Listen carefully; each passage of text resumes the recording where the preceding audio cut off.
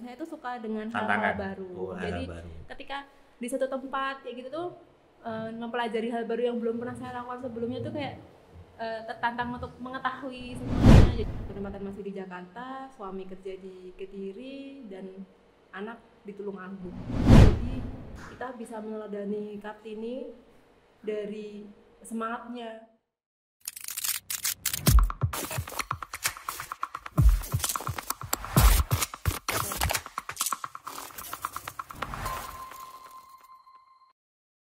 Assalamualaikum warahmatullahi wabarakatuh. Gabung kembali bersama podcast COD, Custom on Duty. Kali ini saya hadirkan narasumber yang luar biasa. Namanya Mbak Ruri, dia panggilannya Mbak Ruri. Ya, kita coba mengulik tentang Mbak Ruri berhubungan dengan kali ini dengan Hari Kartini. Sekarang bukan pertanyaan sih, kita cuma ngobrol-ngobrol aja. Kalau Mbak Ruri ini asli mana? Saya aslinya Tulungagung sebenarnya, Tulungagung sebelah kota Kediri. Oh, Tulungagung ya. Jadi dari Iya. kecil sampai mulai lahir terus itu nggak pindah-pindah, tetap di Tulungagung Lahir atau ya, tetap di situ? Atau lahir sempat di pindah-pindah? Tulungagung sampai SD, SMP, SMA. Keluar dari Tulungagung ya karena harus kuliah di STAN Jakarta, merantau jauh. Sekolah di sana 3 tahun, terus sempat karena ada moratorium itu nganggur setahun itu, terus penempatan di Jakarta lagi. Jadi total ada di Jakarta tuh sekitar 10 tahun lah. 10 tahun ya, Mbak. Ya. Oke. Selebihnya Tulungagung dan Kediri. Kira-kira nih pas pertama kali ya dari SMA terus kemudian merantau tuh ke sekolah dulu itu berat nggak ninggalin yang dulunya masih bersama orang tua ya mungkin saudara ada berapa, ada saudara Mbak? Saudara ada 4. 4 ya. Mbak Ruri nomor berapa? Nomor 4. Nomor bontot berarti ya. Iya betul. Nah kira-kira ini nggak berat nggak ninggalin pas pertama itu mau ke Jakarta pertama kali? Ya kalau berat enggaknya sih sebenarnya ada senengnya, ada sedihnya, ada beratnya, ada enaknya juga. Soalnya saya tuh tipe yang sebenarnya pengen menjalani hal-hal yang baru. Mandiri. Oh, itu luar biasa. Ini bisa jadi inspirasi buat mungkin ya pada perempuan-perempuan yang mungkin pinginnya hanya di Kediri aja gitu kan, tidak mau fight keluar. Nah, ini bisa jadi inspirasi bahwa ternyata di luar itu juga lebih bisa menjanjikan. Kira-kira seperti itu, Mbak. 3 tahun di sana, terus penempatan pertama kali di mana, Mbak? Penempatan pertama itu di KPP BCTMP Soekarno-Hatta yang sekarang jadi KPU BC Soekarno-Hatta. BC Soekarno-Hatta ya. Dulu masih eselon 3 ya. Eselon 3, terus pas pergantian ke KPU itu saya di situ. Masih di sana? Iya. Di sana di bagian apa, Mbak? Di Suta tuh pertama-tama tuh di Duktek. Duktek tuh ya PDAD, Duktek itu ya. Terus sempet di Pendok, penerimaan dokumen PIB jalur merah, kuning, hijau itu. Terus pernah di terminal kedatangan penumpang. Terus terakhir itu di PLI, kemudian tugas belajar, balik tugas belajar ke bimbingan kepatuhan, ke yang kayak kepatuhan sisinya, bukan? Oh, sisi. Jadi, oh iya, sisi klien koordinatornya. BKLI ya. Kayak gitu itu untuk perusahaan Mita AEO. Berarti pengalaman sudah luas ya, Mbak? Sebenarnya belum sih, kalau menurut saya tuh itu hanya sebagian kecil dari bea cukai yang sangat-sangat luas sekali. Cuman saya yang concern ini, pada saat Mbak Ruri tugas di terminal kedatangan, ini agak menggelitik nih. Karena kita kan sering lihat ya di custom protection, kita lihat sering ada penegahan atau penangkapan narkoba. Nah, kira-kira pernah nggak sih ngalamin pada saat di terminal kedatangan ini melakukan penegahan narkoba atau menemukan penumpang yang mendapat menyelundupkan narkoba? Kalau narkoba sih belum pernah, Pak Hen. Pernah ada info sih, maksudnya ada info bahwa penumpang ini diindikasikan membawa narkoba, cewek. Jadi kan sebagai petugas bea cukai cewek yang bisa meriksa badannya si penumpang itu kan hanya sama-sama cewek ya. Dan pada saat itu tuh cewek bea cukai di situ tuh nggak banyak. Jadi pas shiftnya malam, kan ada shift malam juga tuh di sana. Pas shift malam tuh cuma ada saya. Ya udah, akhirnya ya namanya tuntutan profesi juga ya harus mau body checking. Dan kalau teman-teman yang pada nggak tahu tuh body checking tuh ya udah menelanjangi bulat orang untuk dicek. Bener-bener bulat. Jadi tuh ya awalnya pertama tuh yakin nih aku akan menelanjangi orangnya. Tapi ya gimana lagi, emang kan kemungkinan emang disembunyikannya di tempat-tempat tertentu gitu. Tapi sempat nggak ketemu tapi ternyata nggak ada, memang nggak bawa. Itu warga negara mana? Dia orang Singapura saat itu. Nah, caranya Mbak Ruri meyakinkan penumpang ya, passenger yang dicurigai itu bagaimana? Kira-kira ada penolakan nggak kira-kira? Iya, pasti ada penolakan. Nah, cara meyakinkannya itu gimana kira-kira? Ya jadi ini pelan-pelan sih. Ya Ibu ikuti prosedur dulu aja. Saya dapat informasi untuk memeriksa Ibu karena pokoknya untuk sebelum masuk ke Indonesia itu ada hal yang diperiksa dulu gitu. Kenapa saya harus diperiksa gitu? Misalnya orangnya kayak yang lain enggak, kok saya aja gitu. Nggak apa-apa, ikuti dulu aja. Tidak akan terjadi apa-apa. Maksudnya akan aman. Saya nggak akan melakukan kekerasan atau apapun. Nanti ada diperiksa di tempat tertentu. Nanti pokoknya ikuti saya dulu aja. Saya berusaha seramah mungkin memberikan penjelasan ke orangnya bahwa ini pemeriksaan yang wajib dilakukan dulu aja. Jadi ikuti aja instruksi dari saya, nanti kita periksa gitu. Kalau misalnya memang tidak ditemukan apa-apa juga Ibu bisa langsung pulang gitu. Nanti kalau misalnya ada sesuatu yang kita temukan ya nanti ikuti prosedur yang ada ya Bu gitu. Itu pakai bahasa Inggris atau bahasa Indonesia? Atau pakai bahasa isyarat sedikit? Bahasa Inggris campur-campur gitu. Yang penting bisa meyakinkan. Iya, yang penting komunikasi ya. Itu karena media komunikasi itu sangat penting, bagaimana kita bisa meyakinkan passenger atau penumpang yang awalnya mungkin menolak ya, karena kan siapa mau yang ditelanjangi seperti itu ya. Jadi suatu luar biasa, berarti komunikasinya Mbak Ruri itu luar biasa bagus. Ya, diajarin teman-teman sih. Oh, diajarin teman-teman. Nanti suatu saat bisa ya memberikan pelajaran juga kepada teman-teman di sini gimana caranya berkomunikasi yang bagus ya. Walaupun sebenarnya yang kita ajak komunikasi ini sebagai bisa kita jadikan objek pemeriksaan kita yang awalnya harusnya mereka menolak gitu, seperti itu. Oke. Terus kira-kira dari perjalanan Mbak Ruri selama ini, kita ngobrol di Cengkareng dulu ya Mbak, di Soekarno-Hatta. Itu yang paling menarik yang mana? Yang paling menarik dari deretan penempatan penugasan ini? Menarik semua sih Pak. Oh, menarik kayak semua. Tadi saya bilang di awal itu kan, saya tuh suka dengan hal-hal baru. Jadi ketika di satu tempat kayak gitu tuh mempelajari hal baru yang belum pernah saya lakukan sebelumnya tuh kayak tertantang untuk mengetahui semuanya. Jadi pas di PDAD itu pertama kali kerja kan, dari kuliah kerja, tugas gue juga tuh kayak gini, ada yang kayak gini juga, yang ikutin aja dulu. Kalau di terminal penumpang ya itu tadi bisa banyak hal, nemu orang harus body checking orang, terus ketemu artis juga ya kadang-kadang. Ketemu artis, tapi untungnya sampai foto-foto gitu, ketemu artis-artis juga banyak sih. Terus ini ketemu sama orang-orang yang ya menolak gitu lah Pak, diperiksa nggak mau kayak gitu kan, pengalaman juga.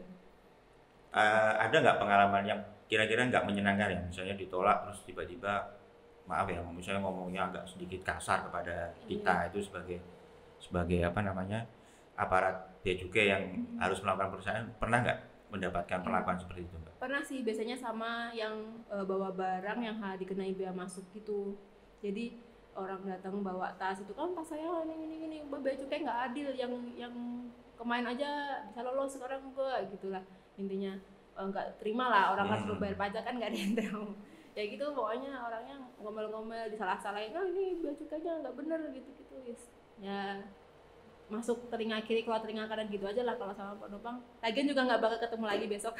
Ya siapa tahu dia pergi lagi terus ketemu lagi. Ya, gitu aja. Untungnya aja nggak sampai ke medsos ya Mbak, karena ya, kan kalau misalnya sudah mereka ngomel terus kita terpancing, itu kan biasanya di medsos. Selama di BKLI itu berapa bulan atau berapa, sampai setahun? Di PLI itu adalah setahun. Di PLI itu yang ini sih banyak banget pelajaran penting yang bisa saya dapat. Nah, kira-kira apa yang bisa disampaikan Jadi untuk pelajaran pentingnya? Sebenarnya kalau di PLI itu adalah tempat di mana saya bisa belajar bea cukai tentang keseluruhan meskipun tidak menanganinya langsung. Jadi istilahnya kilitnya aja tapi keseluruhan. Bisa semuanya, iya. Jadi tahu semuanya tapi nggak perlu terjun langsung ke situ lah. Jadi kan karena kalau di sana tuh saya kan di front office-nya ya.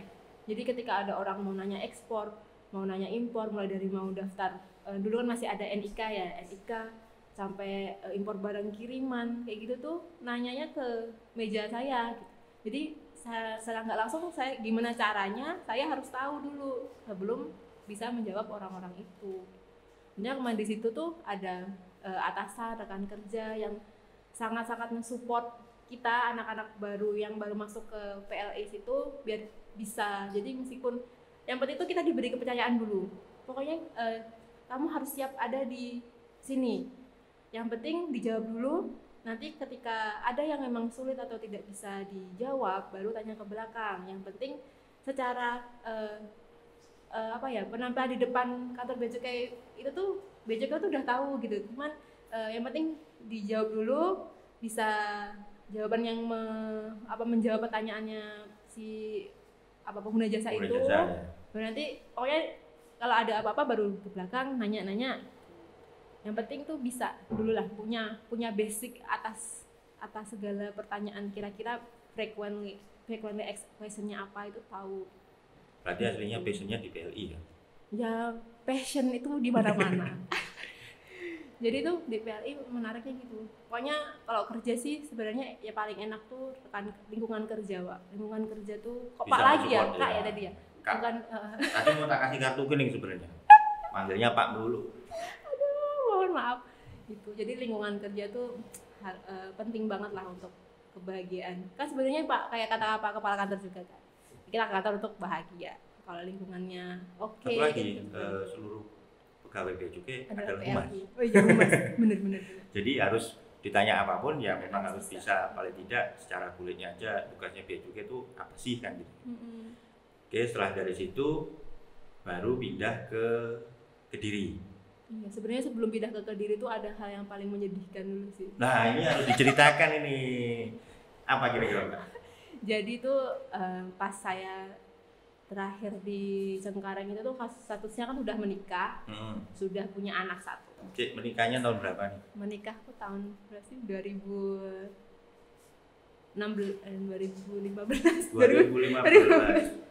Pas umur berapa? 2016 ding. Loh, aku menikah lupa. Pas umur berapa? Umur 25. Oh, 25 ya 2016 sudah. Astagfirullah. Iya. Jadi itu kan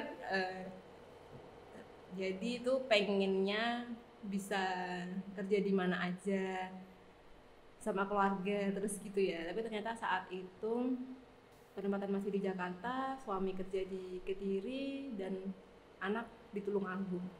Itu momen paling sad seumur hidup. Mbak Ruri di Jakarta, suaminya di Kediri, anak di Tulungagung. Ini bisanya 3 nih, Pak. Itu kayaknya ini resiko PNS terutama bea cukai cewek tuh hal kayak gitu mungkin banget terjadi saat ini. Apalagi kalau ya ngejar karir ya, bisa terpisah-pisah ya. Karena kan udah masuk bea cukai itu kalau secara prinsip saya ya udah ada di sini bertanggung jawab, mau ditempatkan dimanapun. Kalau misalnya bisa kumpul sama keluarga tuh ya bonus lah bisa. Karena sesuatu yang luar biasa berarti. Jadi masuk di Kediri ini benar-benar syukur banget, benar-benar anugerah dari Allah yang diberikan ke saya bisa ada di kantor ini. Jadi gimana caranya saya udah diberikan tempat yang bagus di sini dekat dengan keluarga, saya harus bisa mewujudkan, memberikan yang terbaik buat bea cukai khususnya untuk negeri ini pada umumnya. Wah, luar biasa. Mengingat tadi tekadnya Mbak Ruri ini berbuat yang terbaik untuk negeri. Nah kebetulan ini Mbak, podcast ini kan kita dedikasikan kebetulan untuk Hari Kartini. Makanya kita ngundang Mbak Ruri sebagai salah satu perempuan yang inspiratif lah mungkin di kantor BJD Kediri ya. Salah satu, sebenarnya perempuan-perempuan yang lain banyak ada, ya. Jadi mungkin nanti kita bisa kulik juga yang lain. Okay. Cuman kita untuk momen kali ini kami memilih Mbak Ruri. Nah, ini bertepatan dengan Hari Kartini, ya kan? Hari Kartini kita tahu sosok Ibu Kartini ini sangat memberi inspirasi pada seluruh perempuan-perempuan Indonesia, terutama yang dulunya terkekang pada suatu adat atau budaya yang terkungkung ya, yang harus taat pada ini orang tua dan bla bla bla. Nah, saya ingin tanya bagaimana menurut Mbak tentang keteladanan Ibu Raden Ajeng Kartini? Raden Ajeng Kartini itu sangat dikenal sebagai sesosok perempuan yang inspiratif, pejuang, contoh, dan panutan lah. Jadi cewek-cewek di dunia now zaman bisa lah. Nah, ini penting Mbak, terutama untuk perempuan zaman now. Kira-kira dengan kita ilustrasikan dengan perjuangan era Kartini itu seperti apa kira-kira? Iya, perjuangan era Kartini itu menurut saya lebih berat sih. Tapi sekarang juga berat sih. Jadi meskipun beda generasi itu masing-masing pasti punya tantangan dan perjuangan dan musuhnya masing-masing. Jadi kita bisa meneladani Kartini dari semangatnya, terus dari tekadnya, dan dari kemauan yang tinggi untuk bisa maju, bersaing, belajar, dan diakui sampai akhirnya beliau jadi pahlawan yang akan diingat-ingat terus sama seluruh Indonesia dan internasional.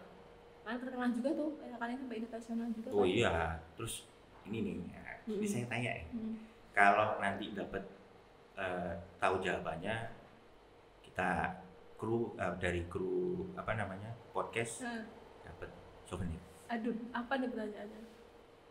Buku yang dikarang oleh R.A. Kartini. Habis gelap terbitlah terang. Wah, luar biasa. Nanti dicatat ya, dapat souvenir. Souvenir cantik. Makasih. Buat Mbak Ruri. Jadi luar biasa memang keteladanan. Kalau dulu ya, mungkin saya juga dulu R.A. Kartini itu melawan suatu peradaban yang mengungkungnya. Kalau sekarang mungkin bisa kita sampaikan juga pada perempuan-perempuan milenial ini, mereka melawan penjajahan gadget kali ya. Penjajahan gadget dan kemalasan. Karena keenakan pakai gadget tuh ya udah sekarang tuh ya di dalam, karena keenakan ya di rumah bisa ngapa-ngapain tanpa harus keluar gitu. Jadi mungkin mau ketemu orang, mau sosialisasi itu jadi agak kurang, kan sosialisasinya di media sosial.